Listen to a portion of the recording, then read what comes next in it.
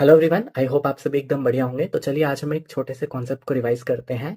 Class 11 chapter number 12 respiration plants page number 157 पे एक fermentation वाला पार्ट है। वहां पे फर्स्ट लाइन में लिखते हैं in both lactic acid and alcoholic fermentation not much energy is release. और उसी के नीचे वो आपसे क्वेश्चन पूछते हैं कि what is the net ATP synthesized when glucose is broken or ferment to either lactic acid or ethanol, right.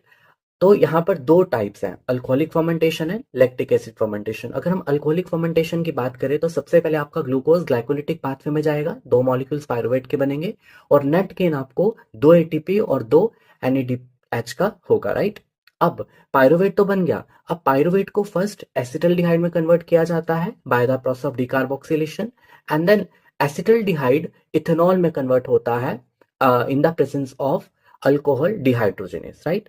अब ये जो एंजाइम है ये दो एनएडीएच यूज करता है, उनको ऑक्सीडाइज कर देगा जो कि ग्लाइकोलिसिस में बने थे, राइट।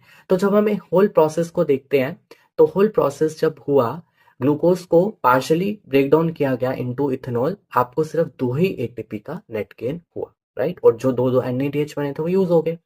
सिमिलरली जब आप लैक्टिक एसिड फर्मेंटेशन पढ़ते हो उसमें भी पहला पाथवे सेम है, ग्लूकोज टूटेगा पायरुवेट में, दो मॉलिक्यूल्स पायरुवेट एसिड के बनेंगे, दो एटीपी नेट गेन एंड दो NADH, right.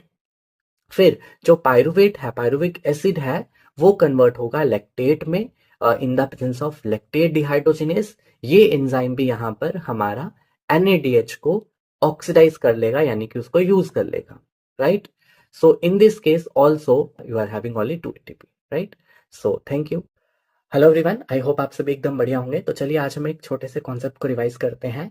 Class 11 chapter number 12 respiration plants page number 157 पे एक फर्मेंटेशन वाला पार्ट है। वहां पे फर्स्ट लाइन में लिखते हैं in both lactic acid and alcoholic fermentation not much energy is release. और उसी के नीचे वो आपसे क्वेश्चन पूछते हैं कि what is the net ATP synthesized when glucose is broken or ferment to either lactic acid or ethanol, right. तो यहाँ पर दो टाइप्स हैं, अल्कोहलिक फर्मेंटेशन है, लैक्टिक एसिड फर्मेंटेशन। अगर हम अल्कोहलिक फर्मेंटेशन की बात करें तो सबसे पहले आपका ग्लूकोज ग्लाइकोलिटिक पाथवे में जाएगा, दो मॉलिक्यूल्स पायरुवेट के बनेंगे और नेट गेन आपको दो एटीपी और दो एनएडीएच का होगा, राइट।